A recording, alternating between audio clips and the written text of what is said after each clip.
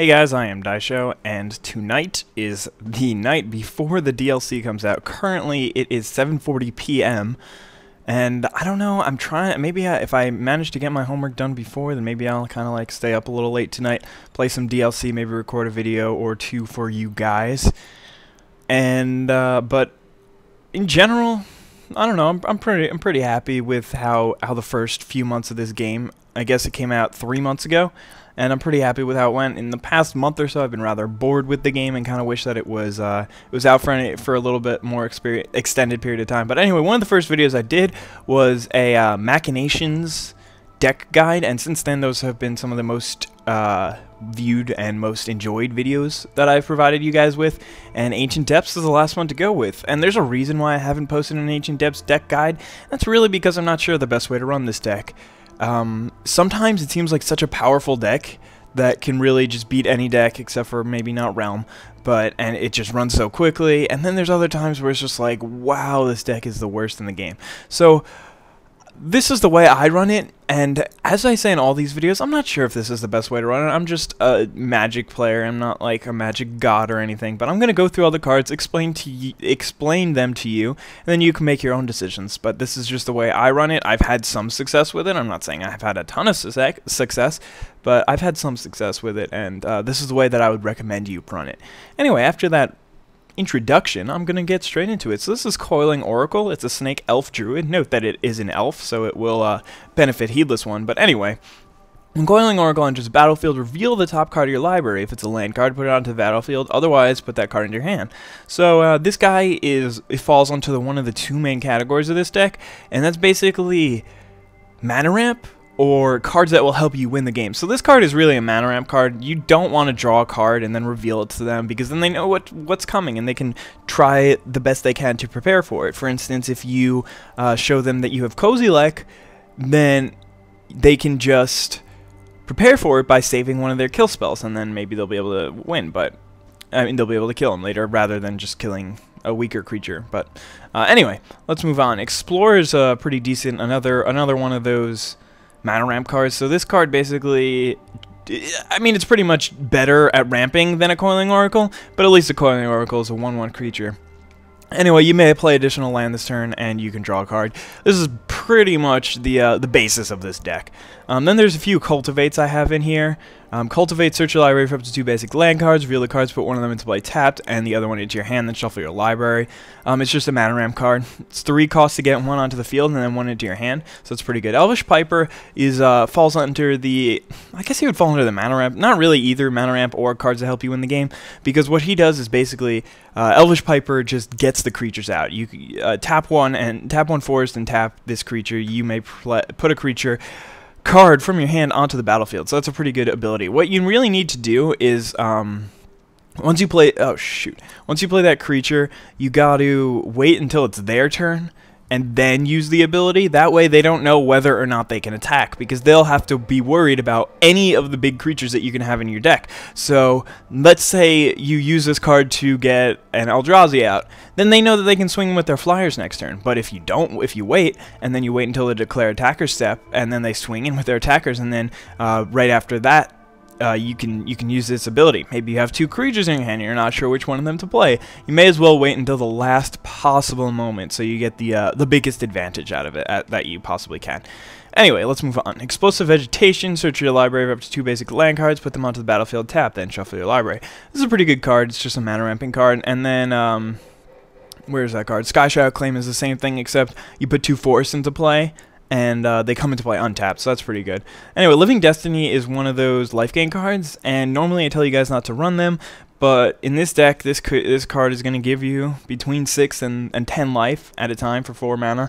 6 is really not as great, but if you can get the 10 or 11 life, then it really could just be the last boost you needed to win the game.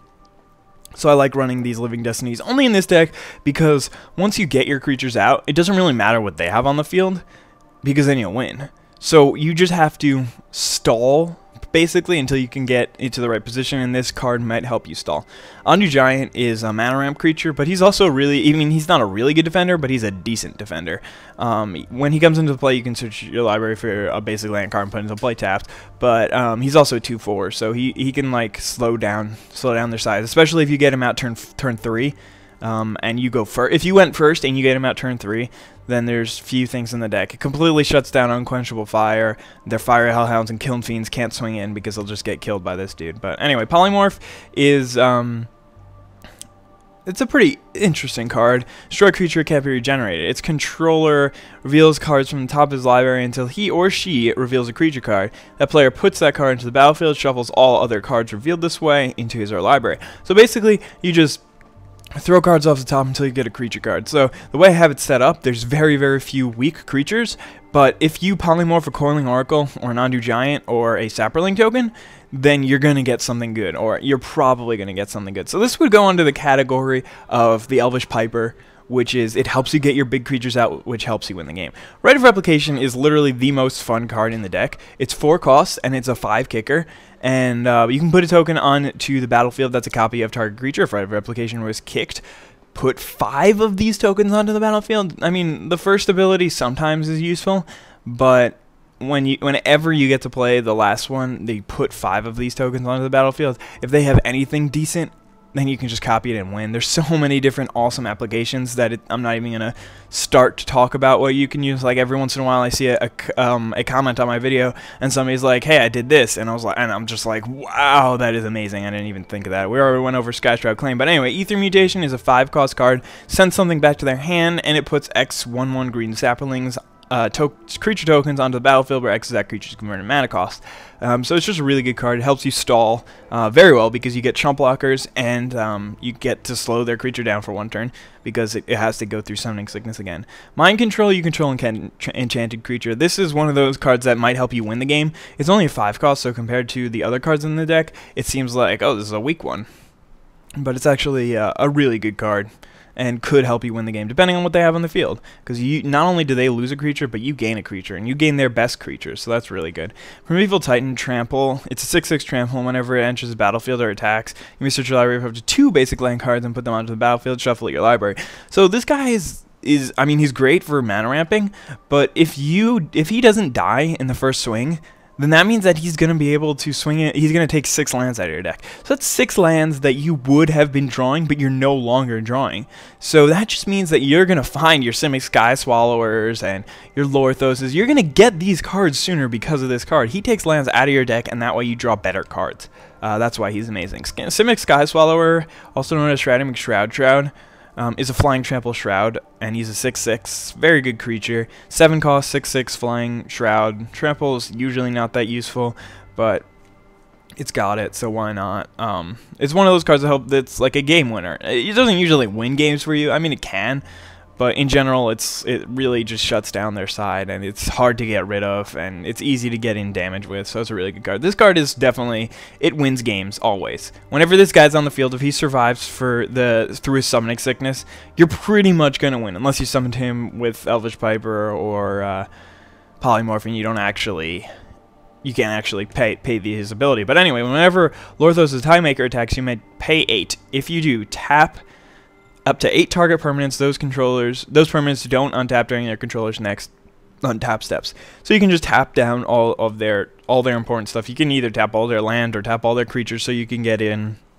And then once he swings in once, they usually don't have much more than 8 permanents on the field, so it's really useful. This guy, I mean, I almost never draw him, which is kind of interesting. I don't know, maybe the game's a little messed up in that way, but to be honest, I kind of wish there was just 2 Lorthoses rather than a Tidal Kraken. They have the same mana cost, but the difference is that Lorthos automatically wins the game, and this guy wins the game in like 3 turns.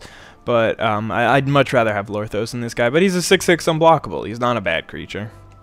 The Maya's Embrace is, I mean, it can win the game for you sometimes. It's basically mind control, but the annoying part is you're paying 3 more to get +2/+2 in trample, but that's not the way I look at this card. I look at this card is I'm paying 8 to steal their best creature, give it +2/+2, and give it trample. So, yeah, it's the same thing, but maybe you're just getting a bargain when you get Mind Control. You can steal their best creature for only 5. So I still keep this in because it wins me games. It's done that on multiple occasions. This guy is a 9-cost dude, and he's a 7/11 Island Walk, Trample Shroud. Island Walk isn't that useful because if you're playing against Realm, then you've already lost. If you're playing against Machinations, it's useful, but that's one of the only matchups that it's actually useful. And I'm curious to see how this deck will run against the new red-blue deck. Maybe this guy will be pretty useful. Anyway, then there's these 2 Eldrazi's where you can read what they do, but basically, if you swing in with these guys for a couple of turns, you automatically win. Ulamog is better because they can't kill him. He's indestructible. So unless they make you sack him, sorry about that, I sneezed. Unless they make you sack him, then he's gonna win. He's gonna win you the game. Anyway, Kraken's Hatchling is an interesting card.